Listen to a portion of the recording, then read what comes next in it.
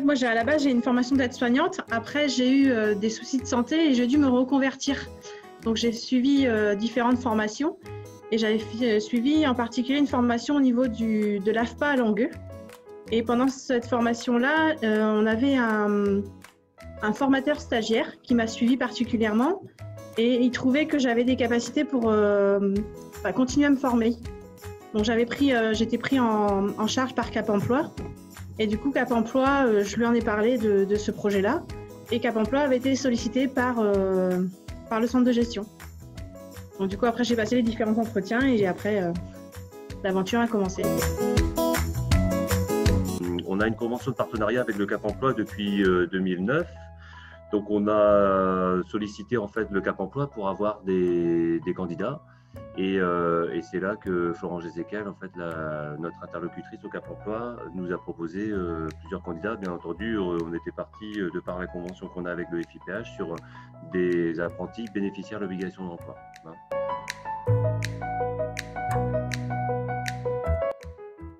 Alors aujourd'hui, actuellement, je suis secrétaire de mairie parce qu'après le BTS assistante de gestion PME-PMI que j'ai suivi en apprentissage au centre de gestion, j'ai fait la formation aux métiers administratifs territoriaux qui forme au métier de secrétaire de mairie et je suis en poste depuis mars 2017.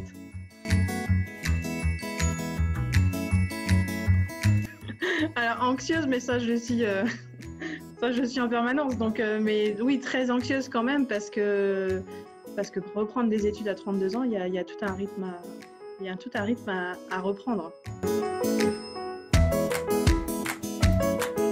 En fait, moi, j'ai été licenciée pour inaptitude en 2012 et je suis rentrée en apprentissage en octobre 2014. Donc, il y a tout un parcours, c'est sûr, de remise en cause, de remise en question. Qu'est-ce qu'on va devenir, qu'est-ce qu'on va pouvoir exercer comme métier aussi.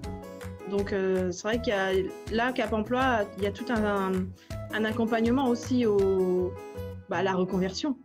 Donc, parce qu'une reconversion, c'est pas anodin non plus.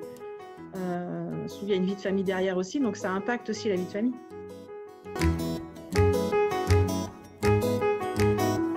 Quand on travaille le Cap Emploi, c'est vrai qu'on n'a pas de surprise. On sait qu'on travaille sur les contraintes. Vous évoquiez tout à l'heure, voilà, quelles sont les contraintes. Évidemment qu'elles sont posées à l'entretien, voilà, quelles sont les contraintes qu'il pourrait y avoir sur un tel poste. Une fois qu'elles sont analysées, il y en a, il n'y en a pas. S'il y en a, voilà, elles sont anticipées.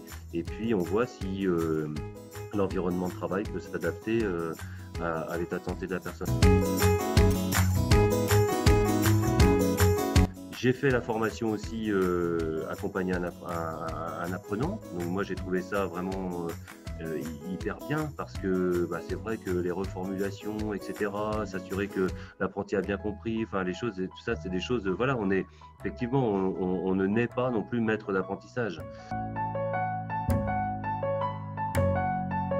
L'accompagnement du Cap Emploi, l'accompagnement du centre de gestion aussi parce que j'ai quitté le centre de gestion, l'apprentissage depuis 2016, mais il y a toujours un accompagnement, une écoute derrière depuis.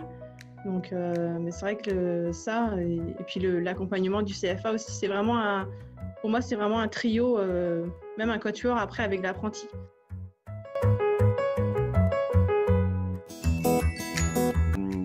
Un apprenti, c'est un agent de la structure. Donc c'est vrai que les conditions d'accueil effectivement sont importantes, mais elles sont les mêmes que pour un agent lambda. Donc du coup, nous nos process en tout cas dans l'intégration, tout de suite, voilà, on tourne dans tous les services. On a un petit quart d'heure quand on tourne comme ça dans les services, on présente pour que personne soit étonné à la pause déjeuner de voir une nouvelle personne, une nouvelle tête. Mais par contre après, voilà, on cible les services avec lesquels on travaille et puis il y a une petite demi-heure d'échange avec chaque interlocuteur pour justement voilà, que chacun puisse avoir ses repères et bien comprendre vers qui s'orienter. Point de vigilance, c'est aussi, enfin en tout cas, c'est l'objectif qu'on s'est fixé, c'est de trouver, il y a l'apprentissage et c'est de travailler aussi avec l'apprenti sur quel sera son projet professionnel par la suite. Et en tout cas, si l'insertion n'est pas dans la collectivité, c'est aussi d'avoir anticipé les choses pour que derrière, on puisse avoir le plan B en fonction du projet de l'apprenti. Donc c'est aussi associer le service des ressources humaines dans cette démarche-là. C'est essentiel pour que tout le monde suive aussi l'avancée de la réflexion dans ce domaine.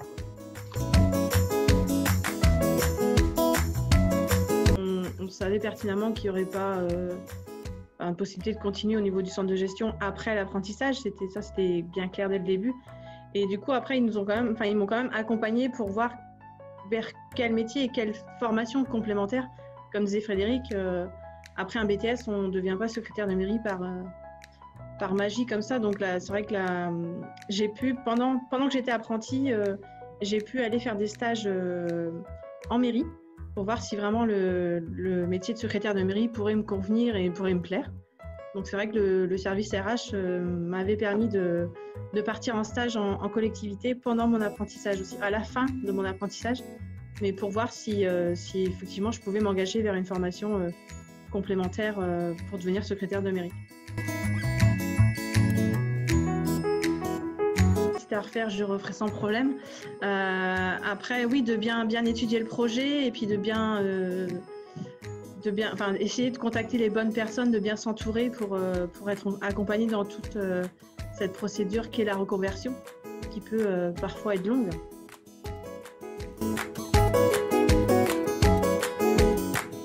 Moi, sur mon parcours, moi, j'ai aucun regret. C'était à refaire, comme je l'ai dit tout à l'heure, je le referai sans problème. Donc voilà, après, faut se lancer.